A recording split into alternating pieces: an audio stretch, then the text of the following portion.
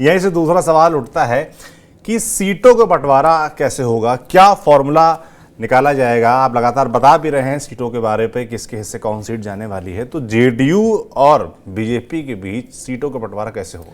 देखिए, जेडीयू साफ तौर पर कह रही है कि मेरे 16 सांसद तो हैं, इसलिए 16 टिकट तो हमको चाहिए ही चाहिए, क्योंकि हमारे सिटिंग सांसद हैं। लेकिन बीजेपी के अंदर इस बात को लेकर के मंत्रणा चल रही है, मंथन चल रहा है। जहां तक मेरे सूत्र कहते हैं, वो ये कहते हैं कि बीजेपी 10 सीट से ज्यादा देने को तैयार नहीं है। बीजेपी ये मानती है कि लोकसभा चुनाव प्रधानमंत्री मोदी के चेहरे पर होगा।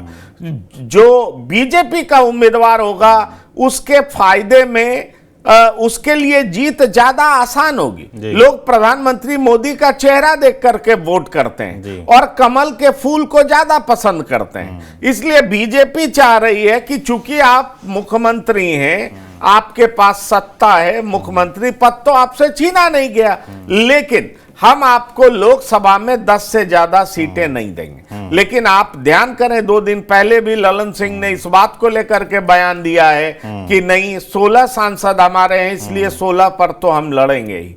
जेडीयू के तरफ से लगातार इस तरह की बातें की जा रही हैं। लेकिन मेरे जो सूत्र हैं, जो बीजेपी के लिए काम करते हैं, और मैं आपको बता दूं कि बीजेपी कई लेयर्स में काम करती है। बीजेपी के कई ऐसे लोग हैं जो पर्दे के पीछे काम करते हैं, रणनीति बनाते हैं, स्ट्रैटेजी बनाते हैं, अभी टिकट को फाइनलाइज करने में लगे हुए हैं। इसलिए उनका यह कहना था कि बीजेपी बिल्कुल नहीं चाहती है कि जेडीयू को 10 सीट से ज्यादा दिया जाए। जेडीयू अगर नहीं मानेगी तो उसको 12 सीट दिया जा सकता है, लेकिन उससे ज्यादा सीटें आवंटित नहीं की जाएगी। लेकिन बड़ा सवाल यह उठता है कि क्या नीतीश कुमार इस बात पर तैयार होंगे? यह एक बड़ा सवाल है। क्या नीतीश कुमार मान जाएंगे?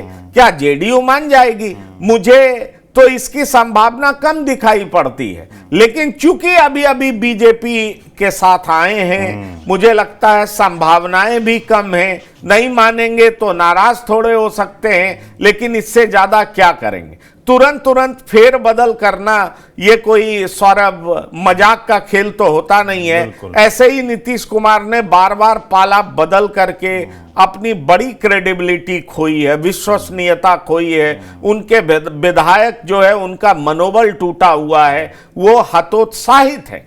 ऐसे में सवाल उठता है कि एक बार फिर से नीतीश कुमार इस तरह का फैसला लेंगे, इसकी गुंजाइश मुझे कम दिखती है। मैं ये साफ देख पा रहा हूं कि बीजेपी का भी पूरा फोकस है कि एनडीए मैक्सिमम सीटें बिहार से जीते। जो उनका नैरेटिव था इंडिया गठबंधन का, नीतीश कुमार को अपने साथ ला करके बीजेपी ने उसको तोड़ दिया है। और नीतीश कुमार ने भी कहा है कि अब कहीं नहीं जाएंगे, अब हम एनडीए में ही रहेंगे। यही थे पहले, तो मुझे लगता है कि अब वो यहीं पर रहेंगे, रहना भी चाहिए, और कम से कम लोकसभा चुनाव तक उनके जाने की कोई गुंजाइश नहीं है।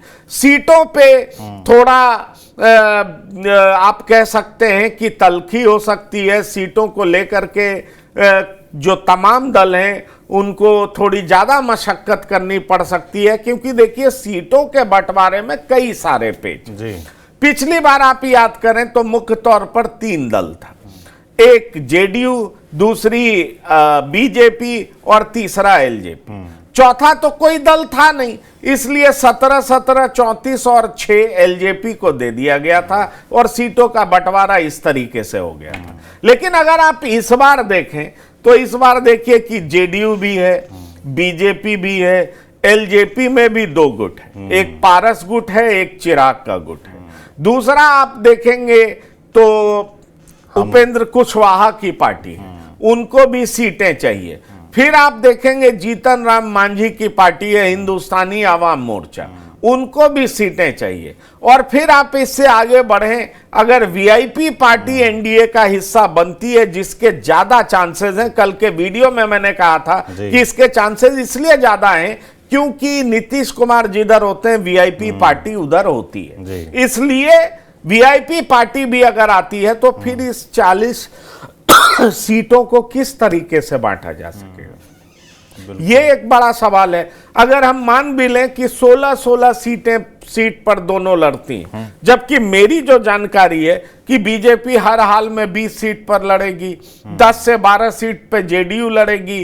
तो अगर 12 सीट पे जेडीयू लड़ती है तो 32 में से 8 सीट पे 6 सीटें एलजेपी के दोनों ग्रुप को दे दिया जाएगा, जिसमें 4 सीट एलजेपी रामविलास को जाएगा, मतलब चिराग पासवान को जाएगा, 2 पारस गुट को जा सकता है। तो 32-6-38।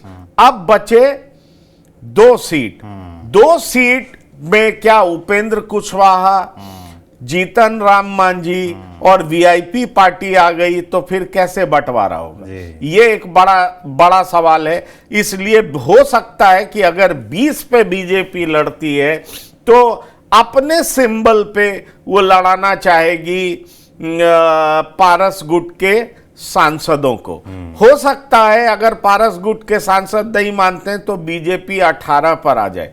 ये आगे पीछे आप देख सकते हैं, लेकिन मुझे नहीं लगता कि एनडीए में उस तरह की कोई बात होने की गुंजाइश अब बची हुई है कि कोई दल बाहर निकल जाएगा। हाँ, वीआईपी पार्टी आती है नहीं आती है, ये एक बड़ा सवाल है, क्योंकि मेरे सूत्र मुझे बता चुके हैं, मैं पिछले वीडियो में भी बता चुका हूं कि एक बार बीजेपी के तरफ से 3 सीटों का ऑफर उन्हें दिया गया, लेकिन वीआईपी पार्टी ने उसको इनकार कर दिया।